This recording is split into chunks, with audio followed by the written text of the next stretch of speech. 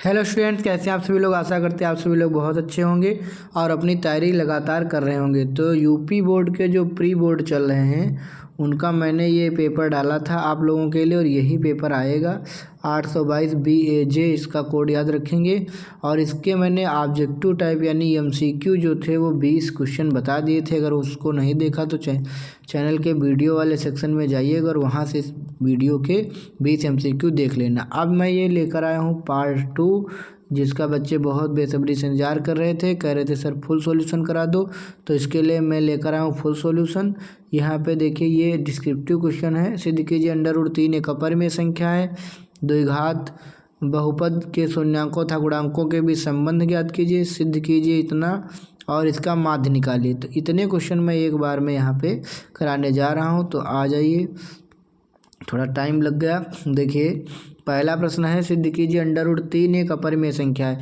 बहुत ही आसान और कम शब्दों में मैंने इसको लिखा है। बहुत अच्छे नोट्स बनाए हैं, आप लोग ज़रूर इसको देखेंगे तो कहेंगे हाँ बहुत अच्छे नोट्स हैं। माना देखो विरोधाभास से इसको लगाएंगे। माना √3 एक परिमेय संख्या है, तो ये अपरिमेय, लेकिन इसको हम परिमेय मान लेंगे, विरोध करेंगे। जहाँ पर पी परिमेय का मतलब क्या होता है, P/Q के रूप में लिख देंगे, जहाँ P और Q सहभाज्य पूर्णांक हैं। अब क्या करेंगे, दोनों पक्षों का वर्ग कर देंगे तो √3 का 3 हो जाएगा, इधर वर्ग चढ़ जाएगा दोनों पे। फिर क्या करेंगे, एक क्यू को 3 के पास भेज देंगे और एक क्यू नीचे बच जाएगा। तो ये अभी अंश बटे हर है, यानी अभी ये भिन्न है। और लेकिन इधर का ये क्या है, पूर्णांक है। तो भिन्न कभी पूर्णांक के बराबर नहीं होगी, क्योंकि भिन्न सदैव धनात्मक होती और पूर्णांक धनात्मक ऋणात्मक भी दोनों होते हैं। ठीक, तो इसका मतलब क्या हुआ था, हमारा मानना गलत था या हमारी मान्यता गलत थी कि √3 एक परिमेय संख्या है, गलत है। इसलिए √3 एक क्या है, अपरिमेय संख्या। बस इतने कम शब्दों में मैंने इस क्वेश्चन को बता दिया। अब देखते हैं दूसरा क्वेश्चन। द्विघात बहुपद के शून्यांकों तथा गुणांकों के बीच संबंध ज्ञात करना। सबसे पहले मैं इस बहुपद को क्या करूँगा, a² और b² के फॉर्म में लिख लूँगा। फिर a-b दो ब्रैकेट बना लूँगा। शून्यांक ज्ञात करने के लिए बहुपद के बराबर 0 रखूँगा। फिर क्या करूँगा, इनके जो आंसर हैं इनको 0 बराबर रखूँगा। जब यदि x - √3 बराबर 0 तो ये उधर जाएगा तो प्लस का √3 हो जाएगा, और यदि x + √3 बराबर 0 तो इधर जाएगा माइनस का हो जाएगा। तो दो शून्यांक आ गए अल्फा तथा बीटा, इनको हमने मान लिया। माना दो शून्यांक अल्फा व बीटा, अल्फा बराबर 1 को मान लिया, 1 को बीटा बराबर। तो मूलों का योगफल निकालेंगे तो ये होता है -b/। तो एक तरफ मूलों का योगफल √3 माइनस √3, तो ये 0 आ जाएगा। और एक तरफ -b/, अब b यहाँ से लेंगे। देखो इसको लिखेंगे x² - 0 + 0x और -3। तो यहाँ पर ये देखो ax² + bx + c से तुलना करेंगे तो भैया ये आ जाएगा, 1 मिनट, यहाँ 0x + -3, तो ये हो जाएगा a का मान इसमें 1 और b का मान 0 और c का मान -3। तो ये तो आप लोग जानते होंगे तुलना करना, मैंने वही यहाँ पे किया है। इधर b का मान आ गया 0, तो ये पूरा पद हो गया 0, तो बराबर आ गया दोनों पक्षों का। इसी तरह मूलों का गुणनफल अल्फा × बीटा और c/, अल्फा का मान √3, बीटा का -√3 तो आएगा -3। इसी प्रकार c का मान कितना था, -3, a का मान था 1। तो ये इस तरीके से सवाल लग गया। देखते हैं अगला प्रश्न। सिद्ध करना था ये 1 + sec बराबर इतना, sin² a/1 - cos a। ये सवाल बहुत इंपॉर्टेंट है, दोनों पक्षों से लगाएंगे। पहले LHS लेकर चलेंगे तो 1 + sec/sec, तो इसको हमने क्या किया, sec को cos a में बदल लिया, 1/cos a, नीचे वाले को भी। फिर cos 1 कम cos a गुणा करा दिया +1, इसके नीचे 1 मान लिया, 1 1 कम 1, और नीचे वाला 1/cos ऊपर जाएगा तो cos/1 हो जाएगा, cos कट गया तो बचा cos a + 1 या 1 + cos a। इसी प्रकार से RHS वाला साइड भी लेंगे, sin² a/1 - cos a। तो sin² थीटा को लिख सकते हैं 1 - cos² थीटा, और इसको लिख लेंगे a² - b², तो ये हो जाएगा एक ब्रैकेट में a - b, एक ब्रैकेट में a + b, और नीचे वाले से क्या होगा, ये कैंसिल हो जाएगा और कटने के बाद बचेगा 1 + cos a। तो इसको बना लेंगे समीकरण 2। समीकरण 1 व 2 से लेफ्ट हैंड साइड बराबर राइट हैंड साइड आ गया। इसी प्रकार देखते हैं माध्य निकालना। वर्ग अंतराल दिया था 0 से 10, 10 से 20, 20 से 30, 30 से 40, 40 से 50। बारंबारता 7, 5, 8, 13, 20 दी थी, हमने क्या निकाल लिया, माध्य निकाल लिया। तो माध्य देखो 10 और 0 को जोड़ेंगे, उसका आधा 5, 20 10 30 का आधा 15, 20 30 50 का 25, 70 का 35, 90 का 45। फिर f और x की गुणा करा दिया, 7 × 5 = 35, 15 × 5 = 75, 18 × 25 = 200, 13 25 की गुणा 455, 20 45 की 900, फिर इसको ऐड कर लिया पूरा 1665 आया, इसको ऐड कर लिया 53 आया। माध्य निकालने का फार्मूला सिग्मा एफ एक्स बटे सिग्मा एफ, यानी ये 1665 बटे 53, इसको जब भाग करोगे तो लगभग 31.415 यानी 415 आ जाएगा, या फिर 42 भी लिख सकते हैं। अगला प्रश्न था ई खंड घन का आयतन। यहाँ पर ये क्वेश्चन मैं पहले आपको दिखा देता हूँ, कहाँ गया, ये देखिए यहाँ तक हो गया था, ये यहाँ पर हो चुका था। अब यहाँ देखिए दो घनों जिनमें प्रत्येक का आयतन इतना है, दो फलकों को काटकर जोड़ कर रखा गया सटाकर, तो उसका पृष्ठीय क्षेत्रफल निकालना है। और ये जो पॉइंट है ये इन दोनों पॉइंट के बीच में समदूरस्थ है, तो एक्स वाई का मान निकालना है। इन दोनों प्रश्नों को देख लेते हैं फटाफट से।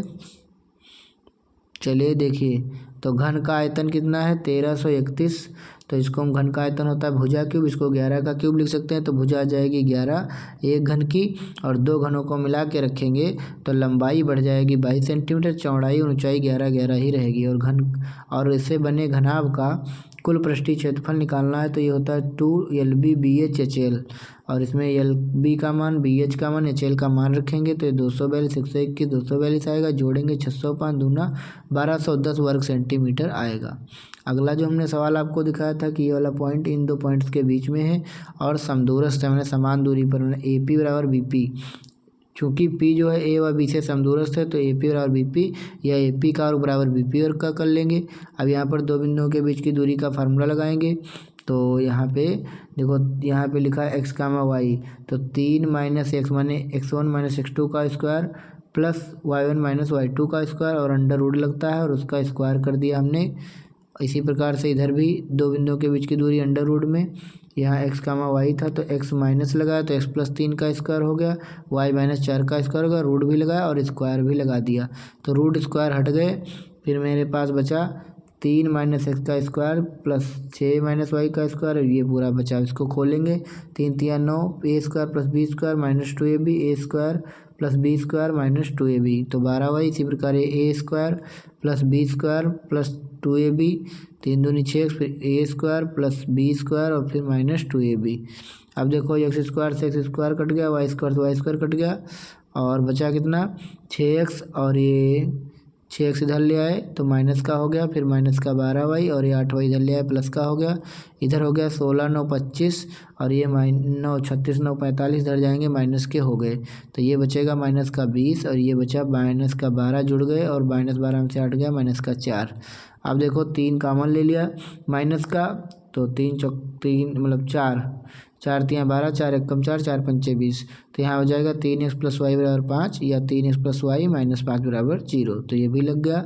अब देखते हैं नेक्स्ट क्वेश्चन, आपको पहले प्रश्न दिखा देते हैं, थोड़ा सा वेट करेंगे। हाँ ये देखिए, ये नहीं था, यहाँ पर देख लीजिए दूसरा क्वेश्चन शुरू हो चुका 4 नंबर का।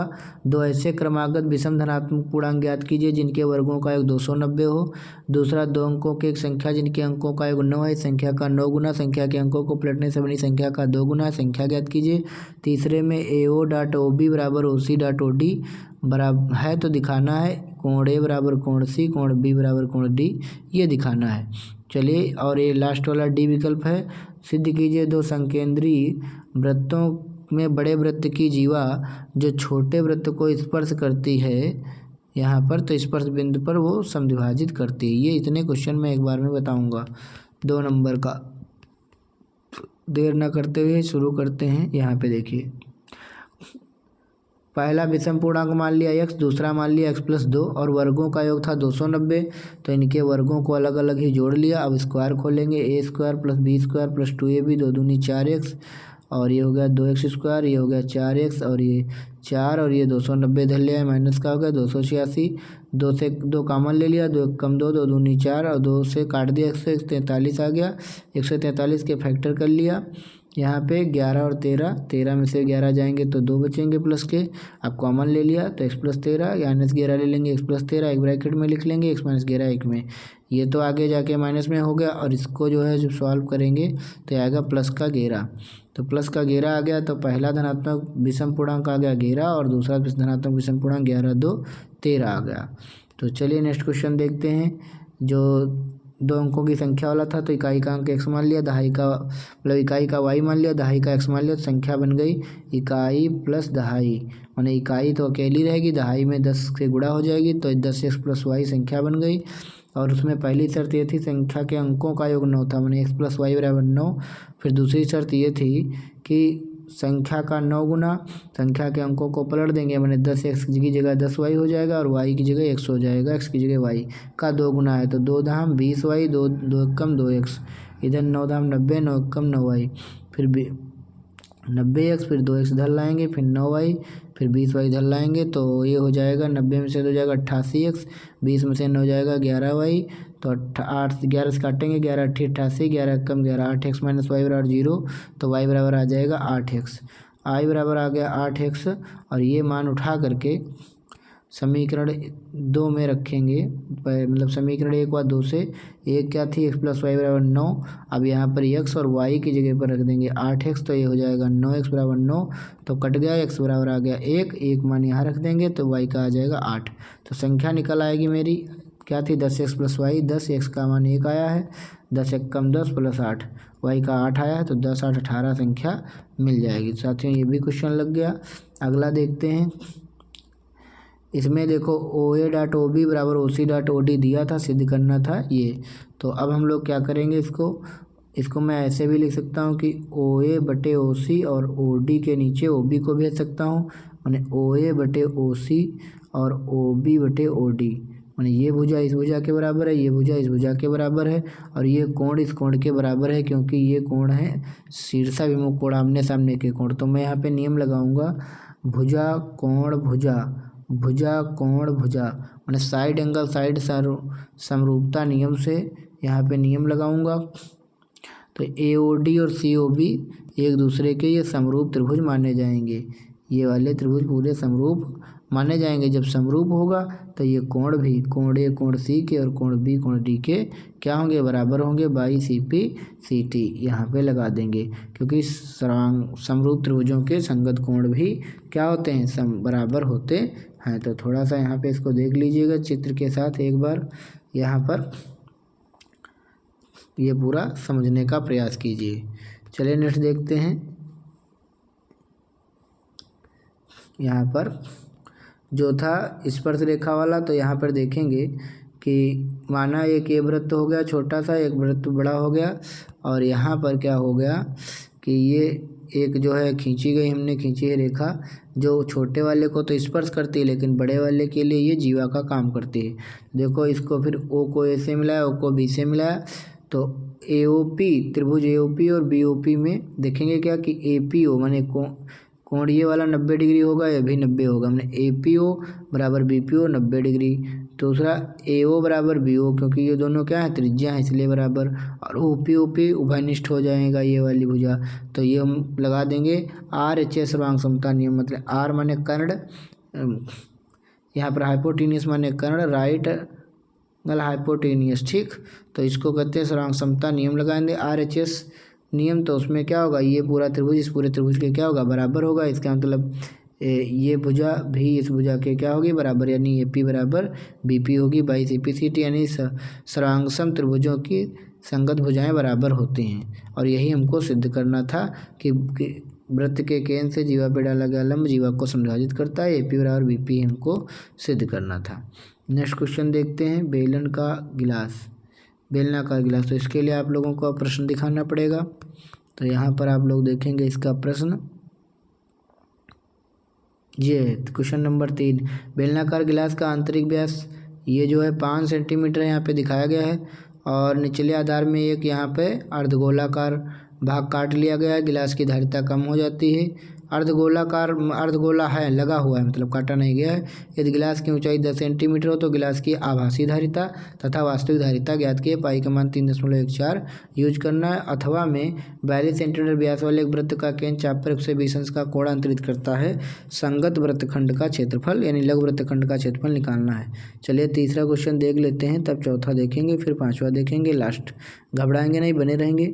ये हमने करा दिया। अब यहाँ पे देखेंगे, देखिए ये बेलनाकार गिलास है, पाई का मान 3.4 लेना है, ऊंचाई 10 है, त्रिज्या देखो व्यास 5 था तो त्रिज्या हो गई आधी 5/2। अर्धगोले के लिए भी त्रिज्या 5/2 ही रहेगी।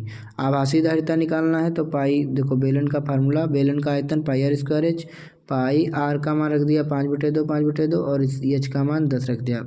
इसे काट दिया, 2 पंचे 10, तो आएगा 25 पंचे 125 पाई/2। अब 125 पाई का मान 3.4/2, 2 से भाग करेंगे तो 62.5 गुणे 3.4 तो आएगा 196.25। फिर अर्धगोले का आयतन निकालेंगे तो 2/3 पाई आर क्यूब होता है, 2/3 पाई आर क्यूब माने 5/2 का क्यूब, तो 125/8 आएगा। 2 से काटेंगे तो चक्कू 8, फिर ये आएगा 125 पाई/4 × 12 और फिर इसको भाग करेंगे तो ये आ जाएगा भाई 10.41 गुणे 3.4 पाई का मान रखेंगे तो आएगा 32.71। अब मुझे निकालना वास्तविक धारिता कितनी बची, तो पूरा जो हमारा आभासी थी जो टोटल थी पूरे गिलास की उसमें में से इतना जो कटोरा लगा है उसको घटा देंगे इतना। देखो मैं समझा देता हूँ, ये गिलास था पूरा, इस पूरे गिलास की धारिता थी 196.25, लेकिन इसमें कहा गया कि एक कटोरा भी नीचे लगा है तो उस कटोरे की जगह को घटा देंगे, मैंने इतनी जगह घटा देंगे तो हमारी वास्तविक गहराई आ जाएगी 163.54 सेंटीमीटर क्यूब। चलिए इसके बाद में इसके अथवा वाला क्वेश्चन देख लेते हैं। देखो एक वृत्त है, इसका व्यास 42 सेंटीमीटर, तो त्रिज्या हो जाएगी इसकी आधी 21 सेंटीमीटर और थीटा 120 अंश का कोण।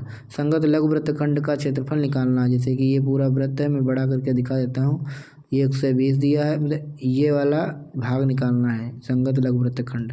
तो देखिए कैसे निकालेंगे, तो पहले इस पूरे का देखो जैसे यहाँ से है पूरे का निकाल लेंगे, पूरे में से फिर क्या करेंगे, पूरे में से निकालने के बाद ये त्रिभुज ऊपर का घटा देंगे तो इतना बच जाएगा संगत लघु वृत्तखंड। वही हमने किया है, त्रिज्यखंड AOBP पूरे का निकाल लिया, क्षेत्रफल माइनस त्रिभुज AOB का क्षेत्रफल घटा देंगे। फार्मूला क्या होता है, θ/360 पाई आर स्क्वायर और उसके लिए 1/2 आर स्क्वायर साइन थीटा। तो थीटा का मान 120/360, पाई का मान 22/7, आर स्क्वायर 21 गुणे 21, 1/2 आर स्क्वायर 21 गुणे 21 और साइन थीटा माने 120। तो ये 12 3 36 3 बचा, 3 7 21, 21 से 21 कट गया, 21 और 22 की गुणा 462 हो गई। यहाँ 1/2 21 1 शाम 441/2 साइन 60 का जितना मान होता है उतना 120 का होता है, √3/2, तो ये हो जाएगा 462 माइनस 441 √3/2 दूनी 4 वर्ग सेंटीमीटर। बहुत ही आसान और कम शब्दों में बताने का प्रयास किया है। वीडियो को एक बार लाइक कर दीजिए अगर अच्छा लग रहा है। अब हम देखेंगे क्वेश्चन नंबर 4। पहले से आपको प्रश्न दिखा देते हैं क्वेश्चन नंबर 4 के, और फिर लास्ट बचा 4। देखिए यहाँ पे कह रहा है ये 2 वर्गों के परिमापों का योगफल 68 मीटर, क्षेत्रफलों का योगफल 157 वर्ग मीटर है, दोनों वर्गों की भुजाएं ज्ञात कीजिए। ठीक, अथवा में एक आदमी इतने रुपए का ऋण लिया, पहले महीने में 20 रुपये दिए, फिर हर बार 15 रुपये बढ़ाता गया, कितने महीने लगेंगे उसको चुकता करने में। चलिए इसको देख लेते हैं, फिर हम लोग लास्ट क्वेश्चन देखेंगे 5वां नंबर। तो चलिए इसको देखते हैं। मैंने एक वर्ग को मान लिया है यहाँ पे x भुजा और एक वर्ग दूसरे वर्ग की मान लिया y भुजा, तो इसका परिमाप होगा 4 गुणे भुजा यानी 4x, क्षेत्रफल होगा x स्क्वायर और मतलब भुजा स्क्वायर, इसका परिमाप होगा 4y और भुज क्षेत्रफल होगा y स्क्वायर। प्रश्नानुसार कह रहा था परिमापों का योगफल 68 है, तो यहाँ पर परिमापों का योगफल हमने लिख लिया 4x + 4y = 68, 4 कॉमन ले लिया, 17 चक्कू 68, x + y बराबर आ गया 17, समीकरण नंबर 1। फिर क्षेत्रफलों का योग 157, क्षेत्रफलों का योग, तो क्षेत्रफलों का योग लिख दिया 157 x स्क्वायर + y स्क्वायर बराबर समीकरण 1 व 2 से, तो यहाँ पे हो गया x स्क्वायर, 1 मिनट, यहाँ पर हो गया x स्क्वायर + y स्क्वायर बराबर 157। अब हमने यहाँ से x का मान निकाल लिया है तो 17 - y जो यहाँ पे रख दिया, तो यहाँ x की जगह तो इसका स्क्वायर हो गया + y स्क्वायर और 157। अब वर्क करेंगे तो 17 × 17 = 279, a square + b square -2ab यानी 17 दूना 34y + y स्क्वायर और इसको इधर ले आए माइनस का 157 हो गया। अब देखेंगे y स्क्वायर 2y स्क्वायर हो गया -34y और 279 में से ये चला गया, प्लस का 132 बचा, फिर 2 कॉमन ले लिया तो y स्क्वायर -17y + 66, 2 उधर चला जाएगा 0 के नीचे तो 0 हो जाएगा। फिर इसका 66 का 11 छक्का 66, 11 और 6 17 होता है, तो -11 -6 + 66, दो दो के जोड़े बना लिया। y -11 -6 कॉमन ले लिया, y -11 एक ब्रैकेट में, फिर y -1 में। तो देखो दोनों माइनस के हैं तो उधर जाएंगे तो y -11 बराबर 0, तो y बराबर आ जाएगा 11, y -6 बराबर 0 तो y बराबर आ जाएगा 6। दोनों प्लस के हैं तो यदि y का मान 11 तो x का मान क्या था 17 - x यानी 17 - y यानी 17 - 11 यानी 6, और यदि y का मान 6 लेंगे तो x का मान 11 आएगा। कुल मिला के y जब 11 तो x 6 और y 6 तो x 11। कहने का मतलब यहाँ पर एक वर्ग की भुजा आ गई 11 तो एक की आएगी 6, अगर एक की आएगी 6 तो एक की आएगी 11। तो आप लिख देंगे कि एक वर्ग की भुजा 11 सेंटीमीटर, दूसरे वर्ग की भुजा 6 सेंटीमीटर।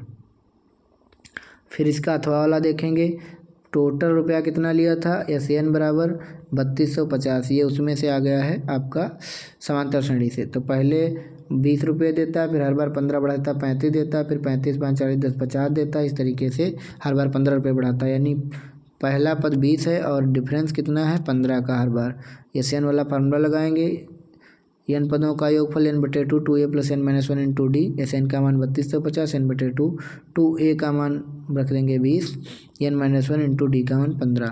अब इसको 20 दूना 40 कर लेंगे, 15 कम 15 n -15, तो ये हो जाएगा 40 में से 15 जाएगा 25 + 15 n, और इस साइड का ऐसे ही चलाएगा। फिर n/2 25 + 15 n बचा, फिर यहाँ पे 2 से गुणा कर दिया 6500 हो गया, और इधर हो गया 25 n और 15 n स्क्वायर।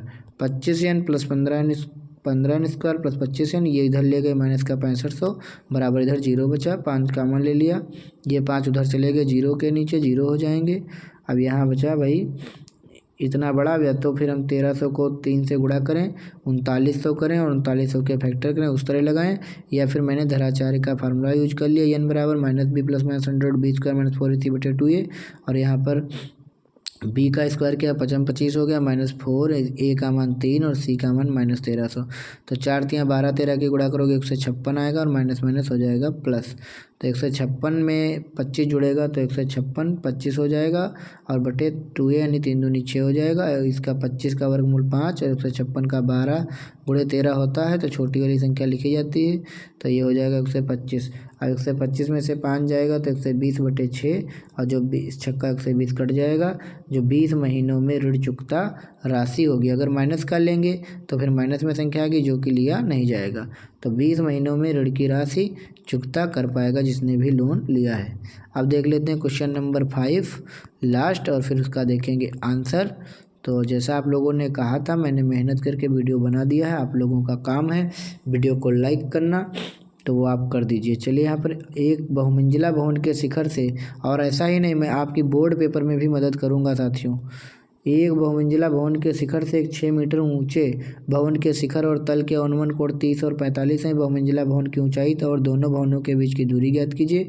अथवा समतल भूमि पर खड़ी एक मीनार की छाया 20 मीटर अधिक होती जब सूर्य का 60 से घटकर 30 हो जाता। मीनार की ऊंचाई ज्ञात कीजिए।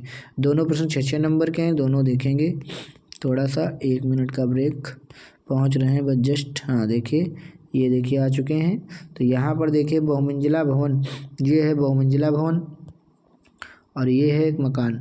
तो बहुमंजिला भवन के शिखर से एक मकान के शिखर और उसके मतलब जो है उसके मतलब क्या कहते हैं इसका है ज़मीन, वहाँ का कोण 45 बन रहा है। माने ये वाला 30 बन रहा है और ये वाला 45 बन रहा है। अब ये 6 मीटर है तो ये भी 6 मीटर होगा, फिर इसको मैंने x मीटर मान लिया है। तो बहुमंजिला भवन की टोटल ऊंचाई कितनी हो जाएगी, x + 6, x ये 6 ये, और दोनों भवनों के बीच की दूरी y मान लिया है। चलो लगाते हैं। त्रिभुज ABC, पहले छोटा त्रिभुज लेंगे तो इसमें 30 है और लंब और आधार में tan का संबंध होता है। तो tan 30 बराबर लंब है x और आधार है y। तो यहाँ पर y = y बराबर x√3। थोड़ा सा शॉर्ट करेंगे ताकि आपको चित्र भी दिखे। यहाँ पर ये आ गया समीकरण नंबर 1। इसी प्रकार अब कौन सा त्रिभुज लेंगे, अब त्रिभुज लेंगे ADE। यहाँ पे tan 45 बराबर लंब x + 6 बटे आधार y, वही यहाँ पर हमने किया है। tan 45 बराबर x + 6 बटे y, तो तिरछी गुणा करेंगे तो y बराबर x + 6, समीकरण 2। समीकरण 1 व 2 से देखो इसमें भी y है उसमें भी y है, तो ये पद बराबर है, तो ये पद भी क्या कर देंगे, बराबर कर देंगे। तो यहाँ पर x + 6 बराबर एक्स प्लस रूट मतलब एक्स रूट 3, फिर एक्स रूट 3 ये एक्स इधर चला जाएगा माइनस का हो गया बराबर 6 प्लस का बचा, एक्स कॉमन ले लिया, अंडर रूट 3 माइनस 1 बराबर 6, तो एक्स बराबर 6 के बटे चला जाएगा अंडर रूट 3 माइनस 1, फिर इसको हमने इसके संयुग्मी से गुणा करा दिया तो ये ऊपर हो गया और ये हो जाएगा ए प्लस बी माइनस बी यानी ए स्क्वायर माइनस बी स्क्वायर यानी 3 माइनस 1 यानी 2 बचेगा, 2 3 6, फिर 3 से गुणा कर देंगे 3 रूट 3 प्लस 3। एक्स का मान आ गया तो हम इसको वाई में रख देंगे। वाई का मान क्या था, वाई बराबर यहाँ पर क्या था एक्स प्लस 6 था, तो 1 मिनट यहाँ इस वाले में रखा है वाई बराबर एक्स रूट 3 वाले में, तो यहाँ एक्स का मान ये वाला रख लिया और रूट 3 से गुणा, तो ये हो जाएगा 3 3 9 और 3 रूट 3 मीटर। वाई का मान बहुमंजिला भवन की ऊंचाई कितनी आ जाएगी, एक्स प्लस 6 थी तो एक्स का मान रख दिया ये वाला और प्लस 6 तो 6 3 हो जाएगा 9, 9 प्लस 3 रूट 3 मीटर और दोनों भवनों के बीच की दूरी थी वाई और वाई बराबर भी इतना ही होगा क्योंकि वाई का भी मान इतना ही आया है यहाँ पर। तो चलिए ये क्वेश्चन भी लग गया। यहाँ पर देख लेंगे लास्ट क्वेश्चन। यहाँ कह रहा था कि मीनार की ऊंचाई बताओ जब देखो 20 मीटर तब बढ़ेगी परछाई जब 60 से कोण 30 हो जाएगा। यहाँ इतना मैंने x मान लिया है। चलिए अब पहले लगाते हैं यहाँ पर माना मीनार की ऊंचाई h मीटर और ये x मीटर और ये यहाँ पर 20 मीटर। पहले मैंने इसको y मान लिया था, ध्यान नहीं था। तो त्रिभुज ABC में यहाँ पे पहले मैंने लिया है त्रिभुज ABC यानी 60 अंश, यहाँ पे पहले 60 अंश वाले को लिया है तो लंब h है और आधार x है, तो कितना हो गया लंब बटे आधार tan 60 का अंडर रूट 3, तो h बराबर x अंडर रूट 3 समीकरण नंबर 1। फिर त्रिभुज ले लिया पूरा बड़ा कौन सा ADB, तो इसमें ले लिया tan तीसरा लंब बटे आधार, लंब है h आधार है 20 प्लस x, तो इसको ले लिया x प्लस 20, यही यहाँ पे पहले y हमने मान लिया तभी ये थोड़ा वो ऐसा हो गया। tan 30 का मान 1 बटे रूट 3 एच बटे एक्स प्लस 20 गुणा कर दिया एक्स प्लस 20 और एच अंडर रूट 3। अब समीकरण 1 से एच का मान रख दिया एक्स रूट 3 और यहाँ पे रूट 3 पहले से था तो ये हो जाएगा 3x और ये x उधर जाएगा तो माइनस का हो जाएगा 2x बराबर 20, 2 दाम 20, x का मान 10 आ गया। तो एच का मान निकालना था तो यहाँ 10 x की जगह 10 हो जाएगा, तो 10 रूट 3 अर्थात मीनार की ऊंचाई कितनी आ गई 10 रूट 3। तो साथियों अगर वीडियो पसंद आए तो इसको ज़रूर लाइक शेयर करिए और नए चैनल को सब्सक्राइब कर लीजिए। मिलेंगे आपसे सभी से अगले वीडियो के साथ, तब तक के लिए दीजिए इजाज़त। धन्यवाद, thank you so much video से जुड़ने के लिए। Thank you.